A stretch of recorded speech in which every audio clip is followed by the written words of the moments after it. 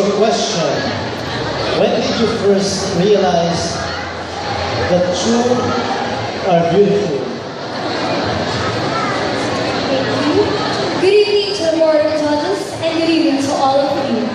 I first realized that I'm beautiful when I was young and until now because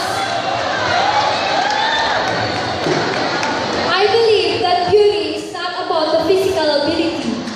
It is also about the intelligence of a person, talent, and indomitable will. That's all. Thank you.